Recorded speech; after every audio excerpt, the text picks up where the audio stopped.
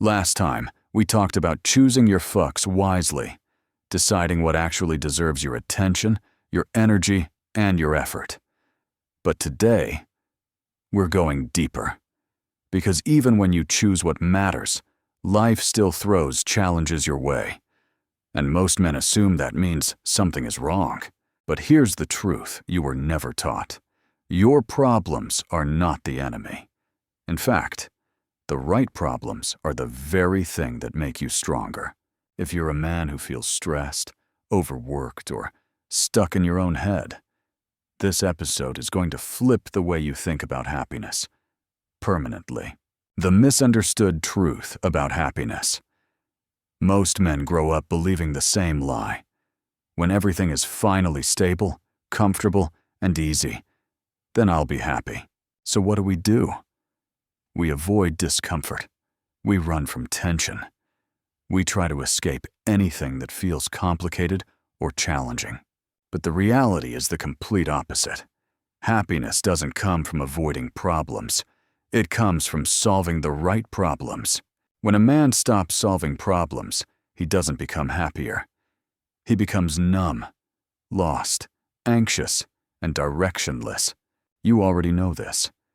Think about the times you felt proudest of yourself. It wasn't when life was easy. It was when you overcame something. Let me tell you about Michael.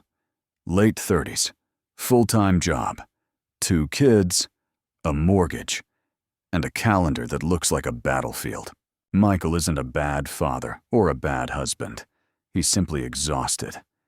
Every day he comes home drained, mentally wiped out, with nothing left to give. So he does what many men do. He avoids the real problems. He avoids the hard conversation with his partner about how overwhelmed he feels. He avoids setting boundaries at work because he doesn't want to disappoint his boss. He avoids taking care of his own health because he doesn't have time. And from the outside, he looks responsible, a man holding it all together. But inside, he's falling apart. He feels unappreciated. He feels disconnected. He feels like he's never enough, no matter how hard he tries. And the more he avoids the problems that matter, the bigger they grow. The silence between him and his partner gets heavier. The stress from work starts bleeding into family time. His health declines, slowly but consistently. And one day, in the middle of dinner, his wife looks at him and says, "I feel like you're not really here anymore." That sentence hits harder than any punch, because deep down, he knows it's true. But here's the twist. Michael doesn't need a vacation. He doesn't need a new job. He doesn't need to work harder. He needs to choose a better problem, a real problem, a problem worth solving. A good problem is a challenge that moves your life forward. It's something uncomfortable in the short term, but meaningful in the long term. A hard conversation with your partner? Good problem. Discipline in the gym? Good problem. Setting boundaries at work? Good problem. Taking responsibility for your habits, your mindset, and your behavior? Good problem. A bad problem, on the other hand, is something that drains you but teaches you nothing. Avoidance, escaping, numbing yourself, repeating the same cycles because they're familiar. Bad problems grow when you ignore them. Good problems make you stronger when you face them. Now meet Daniel, 33.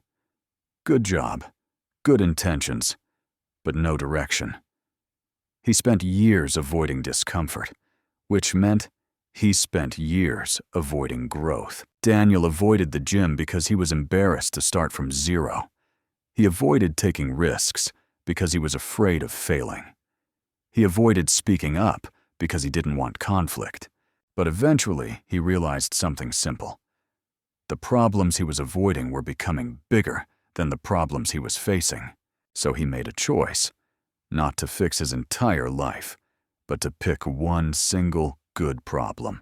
He chose fitness, not because he loved it, but because it scared him, because it challenged him, because deep down, he knew it would force him to grow. The first week was rough. He felt weak, he felt judged, he felt out of place. But he kept showing up. And something powerful happened. His discipline improved. His confidence grew. His stress decreased. His mindset shifted from "I can't handle life" to "I choose the battles I fight." After that, he took on another better problem.